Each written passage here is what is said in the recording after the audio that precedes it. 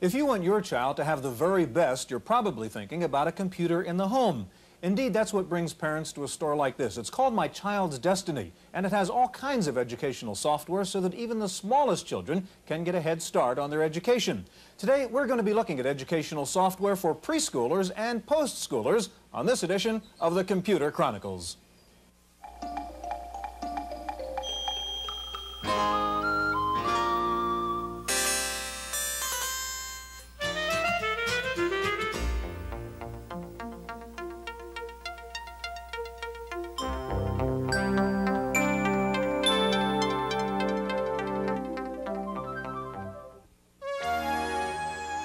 The Computer Chronicles is made possible by Leading Edge, makers of IBM-compatible computer systems, including Lotus lookalike spreadsheet, word processing with spelling correction, communication software, and Hayes-compatible 1200 baud modem.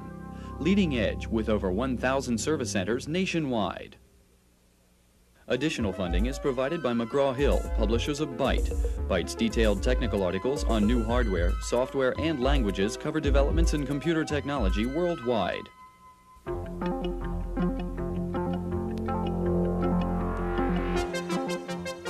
Welcome to the Computer Chronicles. I'm Stewart Cheifet, and this is George Morrow sitting in this week for Gary Kildall. George, this is not a real computer. It's a kind of toy computer for kids, and it's a good example of how computers have really gotten into the educational field at all levels. This is a little toy you can buy at a toy store for under 50 bucks. It teaches kids math skills, spelling skills, and so on. For instance, we're in a spelling game right now.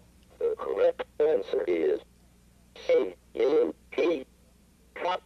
And it's asked the kid to spell what that picture is, and it's a cup, and you can see the computer actually talks. Now, last week we were talking about educational software in the schools. Today we're talking about educational software for home use, for individual self-improvement, on-the-job training, that kind of thing. Computers have been blamed for putting people out of jobs. You think computers can be used effectively to train people for the new jobs?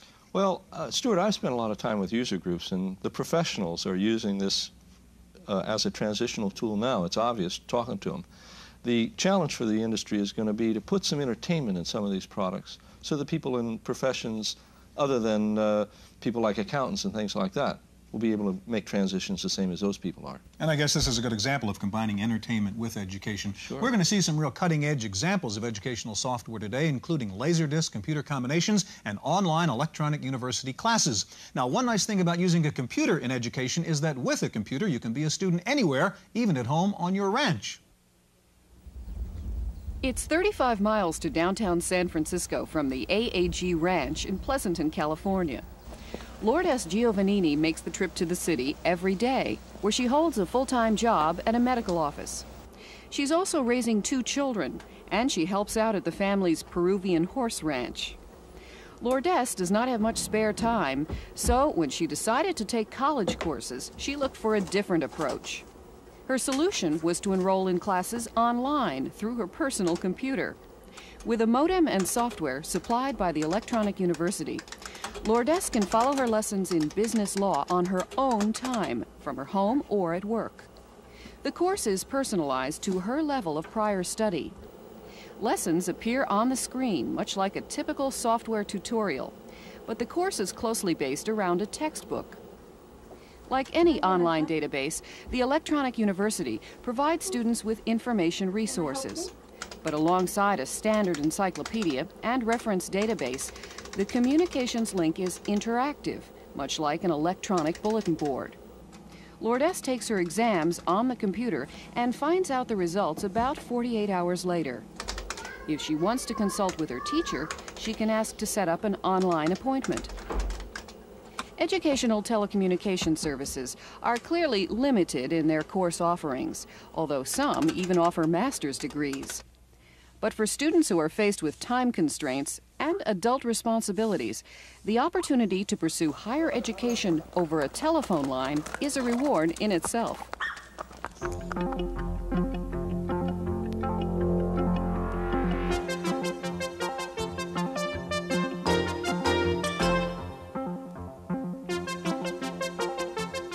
Joining us in the studio now is Jim Becker, president of Terrapin Software here in Mountain View, California. And next to Jim is Mary Cron, vice president for educational products at First Byte of Long Beach, California. Mary, we were talking a week ago about educational software in the schools. Today we're talking about educational software that can be used at home. And you have material that can be used by preschoolers, for example. Can kids handle really working with a computer and software when they're 4 or 5 years old? Well, yes, and one of the reasons has been the advances in the interfaces that now computers have available. For example, the mouse. The program that you're going to see, or part of it, only uses the mouse. So for the child, it's a matter of moving the mouse and pressing a button, other than no keyboard skills. They aren't required to have their hands in certain positions or things like that. What do you think do they get fun out of this? What are the benefits for the child? Well, educational benefits. For example, this program, they would learn geometric shapes while having a whole lot of fun.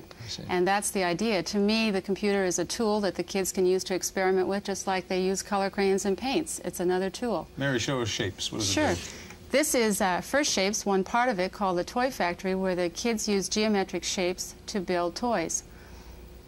The teddy bear guides them through it, and we use synthesized speech, smooth talker synthesized speech, also developed by First Byte. Asked for a part of the body, the child selects what they would like to see, and I'm going to pick an oval head. Each time the child builds a toy, it's different. And we'll have circle legs. So the child is learning the geometric shapes That's right. while he's playing and building these toys. That's right. Try square arms and a square face. And the robot is finished. Okay, that's great. Could you turn the volume down on that, Jim, so we can keep on talking here, because Smooth Talker is going to keep on going. Matter of fact, while I'm talking to Mary, if you could reconfigure, because we're going to get into something much more complicated there. Mary, what about the voice aspect of this? How important do you think voice is in especially preschool software? Well, I think an auditory component to educational environment is incredibly important, because some kids do not learn unless they can also hear it. And as a tool to experiment with, they need to see and to hear as well as to do. And the synthesized speech, for example, like Smooth Talker here, allows them to do exactly that. And You're not worried about kids trying to talk like No, I knew you were going to ask that. They don't end up sounding like the teddy bear, believe me. I hope not. Jim, you're doing work with the laser disc. That's correct. Well, why don't we get into that? Okay, this is actually an information system that Laserdisc is part of it. And it allows you to author different sorts of information and store that information. With the emergence of the optical technologies in the 80s, there's enormous amounts of storage capacity. Right. But it's historically been very difficult to find information. That's so what right. this does is provides a consistent, easy way to find information. What you see here is this is information about the National Gallery of Art. This is in Washington, D.C. And the system is presenting that information to me, and I can select exactly what I'm interested in. You pulling data off a hard disk now or a laser disk? Okay, this is off the hard disk. Okay. Okay. Now, for instance, if I want to see paintings, what I can do is access the paintings from different time periods. Let's say I want to see Flemish paintings. Now, what this is doing is it's directing the Laserdisc to position to Flemish paintings. Then I can use the keyboard to go forward. So now you're calling up the frames from the Laserdisc. That's correct. And I can set them in a play mode and speed them up or slow them down and look at those frames. Okay, normally you don't want to go through the frames in this manner if you're looking for a specific piece of art, considering if you're in a classroom situation, for instance. Let's assume that I want to bring up something from a particular artist. Okay, what I can do is select that I want, let's say I want Picasso, for instance. Now what it's doing is it's loading the index into memory. So what you have here, you're overlaying laser disc storage with an information access method. Right. I want to emphasize that Laserdisc is just a small aspect of this program. So what there's InfoMinder... quite a bit more that you can do with the system. InfoMinder, excuse me, Jim, is really managing the information coming in off the Laserdisc and organizing it in a way that you can use it? Well, Laserdisc is a resource. Now, all the information that is in here is something that's accessible. Okay, the Laserdisc is being used as the resource so I can access a specific frame or specific sequence of frames. So I can select which piece of art that I want to access. Okay, and then so it will you put just that call up that that particular painting, for example? That's correct. So I can call up any one of these paintings. Could I build an access network that showed me the progression of certain kinds of art, schools of art? You can organize the information any way that you want. The system comes complete with an authoring language and a compiler to create it so it's very fast access time. So I can go and access information in an extremely rapid way.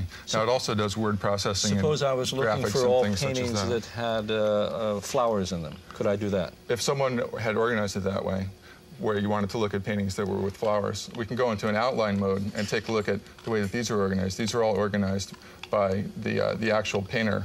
Okay, so I can look through this. and that goes a little fast. So I can just page through it if I'm interested in that, or I can slowly go down through it.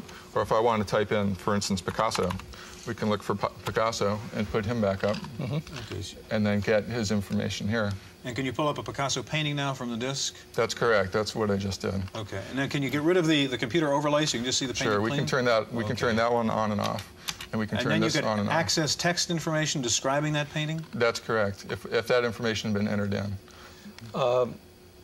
If I wanted to go through and mark certain kinds of painting with characteristics that I decided to fashion myself, could I build that and store it? That type Yes, of... if you wanted to. You can organize this information whichever way you want. That's why we have the authoring system as part of that. And I can identify each painting the way I'd like to identify it for my own purposes. That's correct. Jim, George, thank you. We've got to move on. Now, laser discs are also being used in very specialized applications, and one of them is taking place at the Stanford Medical Center, where Wendy Woods has this report. We've got a white male, early 20s, who was stabbed during a fight outside River Tavern. The victim and his girlfriend left the scene, and our guess is that they're headed your way right now.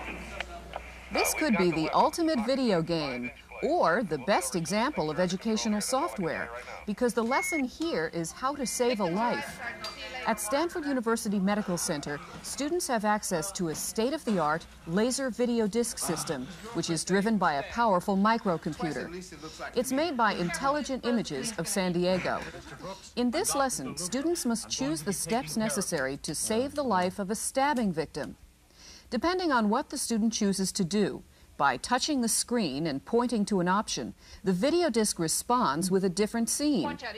If the wrong choices are made, the patient dies. Instructors see the system as a powerful teaching tool.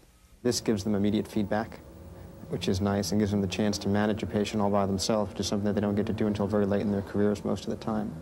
Certainly with the video disc being boosted by the computer, the capability is growing tremendously. A lot of hospitals and medical schools are very interested in getting this type of system such as we have here, and I think it's a learning tool of the future. Interactive video also provides the flexibility to fit into the mostly hectic schedules of medical students.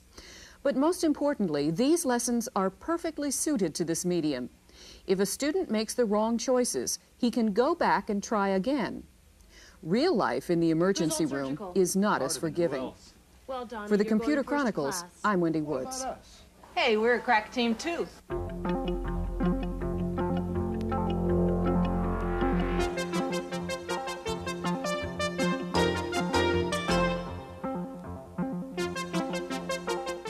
Joining us now is Mark Patterson, president and founder of MindBank of Pittsburgh, Pennsylvania, and back with us is Jim Becker, president of Terrapin Software.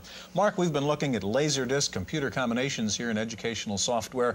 You've got some program here called Name Game. Tell us what it is. Well, it turns out that for business training, one of the most important skills a leader, a supervisor, certainly a salesperson could have is remembering names. And yet everyone admits a lack in that area. We've got a product called the Name Game, which not only teaches the skills of remembering names, but provides a simulated environment where a person can actually practice those techniques. As an undercover agent, you're assigned to attend a party at the U.S. Embassy in France, and as you mingle in that party, you meet literally hundreds of people. There's a suspected deadly plot about to occur, and the key to stopping that plot is remembering the names of those you meet. You're equipped with a special spy briefcase, and then you begin by making contact with Sasha Stravinsky. Names. Get names. So you're the new person. Passports, huh? Well, I hope you're the cooperative type. Too many petty jealousies around here. I'm Carol Miller, the administrative officer of this embassy. Wonderful woman. Now, the computer will randomly present you. You're not going to recognize this guy, right? Exactly. You're new around here. You do remember. Tom Fogarty. Come to me for advice. Okay. The new ones always do. So, you know who I am. And now I get a chance to identify That's him. right. Who is it? Tom Fogarty. All right, let's type in Susan Smith. Okay. Thumbs down. I missed. Names are important. I'll never forget the time I was called back to the Pentagon. One of those briefings. Dozens around the conference table. If I hadn't recalled Colonel Haskins' name, I never would have had the chance to make my famous suggestion about troop rations. Did I ever tell you that story? As you can see, this will go on and on, totally unpredictably. What else are we going to get from you? We've got a whole series of courses on everything from sales management to supervisory skills, technical skills. All as interesting as this? All of them interactive simulations you can strap yourself into as you literally immerse yourselves in experiences and learn by doing. Mark, we're out of time. You got to develop a program for time management for me, okay? We're going to be back in just a minute with 2 different approaches to online education, so stay with us.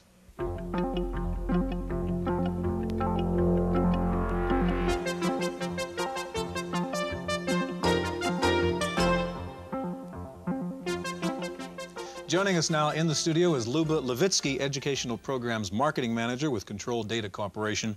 Luba, we've heard about the Plato system from Control Data for a long time. What is Plato? Give us a little background on it. Basically, Plato is a highly interactive, graphic-based, individualized, computer-based education system.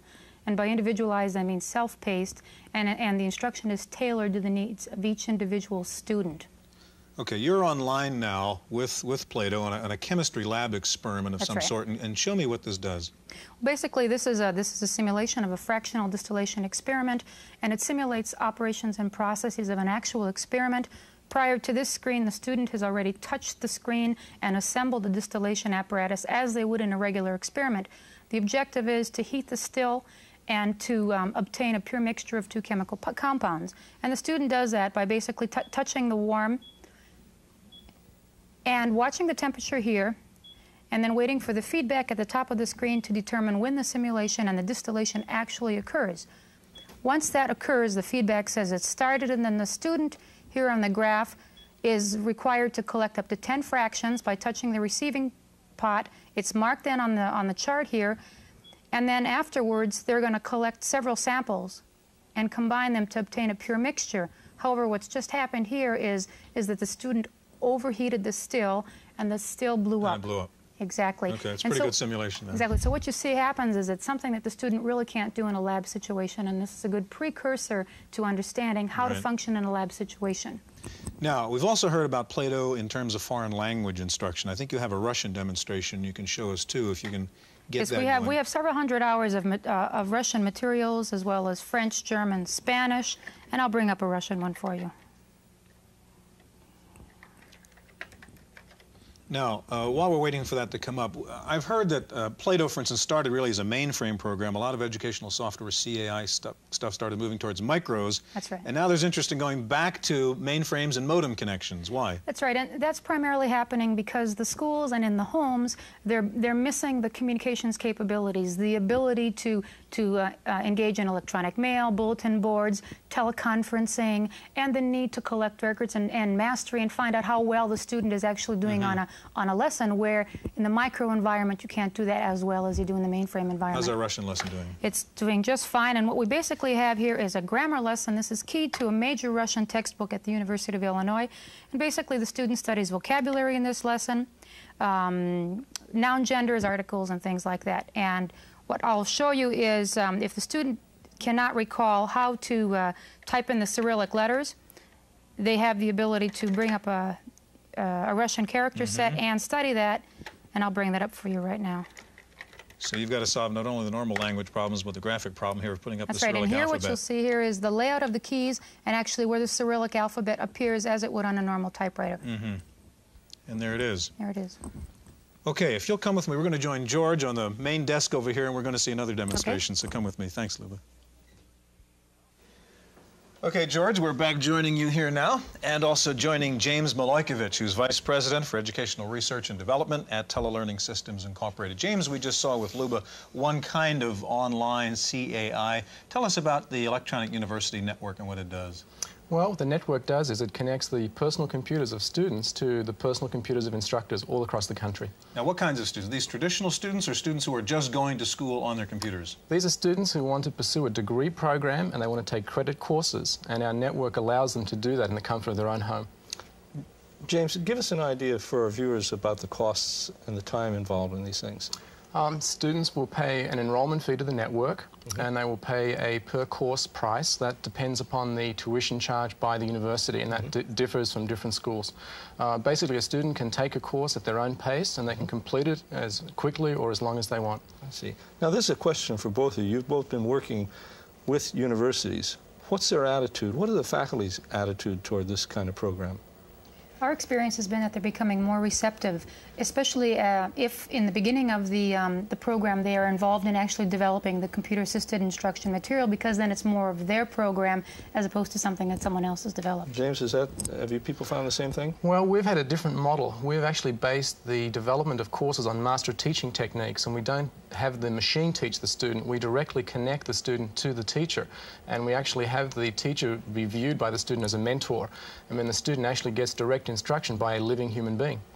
James, you're online here. Let's see how I would communicate as a student with my instructor. Okay, what we've already done here is we've downloaded a message to the computer, but I think you can see from the main menu here that it's menu-driven.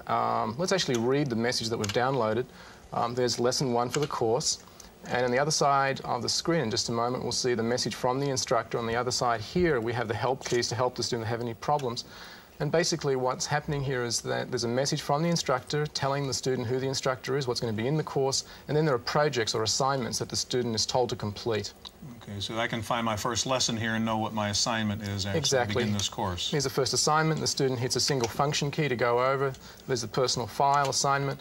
Another window will come up on the other side of the screen with the student's work in a window over here, and they can work over here and they see the instructor's message on the other side. So I can deliver my report, as it were, my work assignment, to my instructor again online. Directly. What kind of response, after I do solve a problem, or if I have a question, how quickly can I get a response to it?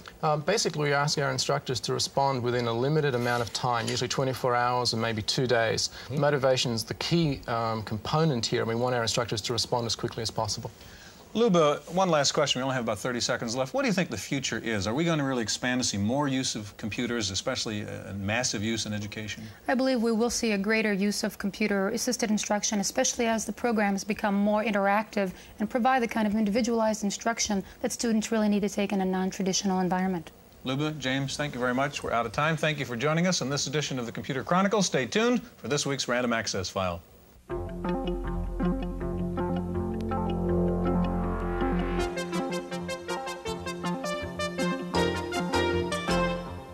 In the Random Access File this week, the new Apple IIgs is due in retail stores any day now. The basic machine will sell for just under $1,000 and include 256K and its much touted enhanced graphics and sound modes. The IIgs has 2 high-res graphics modes and can handle 15 voices simultaneously through its specialized sound chip. Apple says the IIgs is compatible with most Apple II software. Apple will also be selling an upgrade kit for the IIe that turns it into a IIgs. That upgrade kit will cost $500. You cannot upgrade a IIc. The full IIgs system with drive and color monitor will run around $1,800. The 16-bit IIgs will run about 3 times as fast as the older Apple IIs and, of course, doubles the standard RAM. The computer will be built in Singapore. The first 50,000 will carry the signature of its designer, Steve Wozniak. First word from reviewers is that the IIgs is an impressive machine, not quite as good at graphics as the Amiga, but a real threat to the Amiga due to its software compatibility with older Apples. Atari says the high price on the IIgs means it will not threaten the 1040 ST. Atari's Sam Tramiel dismissed the IIgs as a, quote, yuppie machine. Meanwhile, word out of Wall Street is that Atari is about to go public. Investment sources say Atari will soon offer $50 million worth of stock in an effort to bring new resources into the company. IBM is slashing prices on PC Junior software and accessories. There are reportedly some 400,000 PC Junior users out there. The PC Junior version of Lotus 123, for example, has been reduced from $300 to $99. IBM also announced that it will reduce its workforce by several thousand people this year through a new retirement incentive program. IBM thus can cut its costs while maintaining its no-layoff policy. And Hewlett-Packard is doing the same thing, trimming some 1,500 employees through its new voluntary severance and retirement program. Lotus is going to try to turn the trade deficit around by starting to sell 123 in Japan. Shipment began this week. The Japanese version of Lotus is written for the NEC 9800 computer and the IBM 5550 series. There's a new magazine out for modem buffs called Online Access Guide. It will be bi-monthly and feature articles about online information services and modem communications in general. The first issue is due out later this month. Annual subscription rate will be $18.95. Time for a look at software in this week's review with Paul Schindler. You know, there's more information on a hard disk than there is in this whole stack of floppies. Now, floppies I can manage by stacking them in piles, but on a hard disk, everything is lumped together and you can't even see it. Well, QDOS offers you a way to visualize files stored on hard disks, much as you do with floppies. Now, this isn't the first DOS helper we've reviewed, but it is the cheapest at $30. It's also the fastest and one of the most graphic. This kind of diagram of directories and subdirectories really helps users understand what they have and where they have it. And if you point at a directory or subdirectory on this map, then flip screens, you are in the directory. Of course, the directory entries can be sorted by name, date, or size. But while the program itself is fast, some of its functions take too many steps, which slows you down. QDOS is $30 from Gazelle Systems in Provo, Utah. For the Computer Chronicles, I'm Paul Schindler. Computer scientists at the University of Florida in Gainesville are working on something called the Mind Link, a way to have computers communicate directly with the human brain. The researchers say if an EEG can read the 1/1,000,000th of a volt signal generated by a human thought, a computer should be able to read that same signal and react to it. Ready for the new industry buzzword, it is communications. The new word was coined by Harvard professor Anthony Ettinger. He says we need the word to understand that communications and computing have become the same thing, using the same kinds of tools. Ettinger says the result of communication will be new companies like IBM CI and Apple TNT. A new study of bulletin board users shows there are 400,000 regular BBS users in the country and that 1/3 of them now use 2,400 baud systems. The average BBS gets 45 calls a day. Finally, operators of France's innovative Minitel Videotech system are concerned about the increasing use of pornography on the system. Any telephone customer in France can get a Minitel terminal free of charge. But now French officials say there is increasing communication traffic on the system for prostitution and other kinkier sexual encounters. The French say they do not intend to spy on users, but that they also don't want the system to be hijacked by pornographers. That's it for this week's Chronicles. We'll see you next time. The Computer Chronicles is made possible by Leading Edge, makers of IBM-compatible computer systems, including Lotus lookalike spreadsheet, word processing with spelling correction, communication software, and Hayes-compatible 1200 baud modem. Leading Edge with over 1,000 service centers nationwide. Additional funding is provided by McGraw-Hill, publishers of Byte. Byte's detailed technical articles on new hardware, software, and languages cover developments in computer technology worldwide.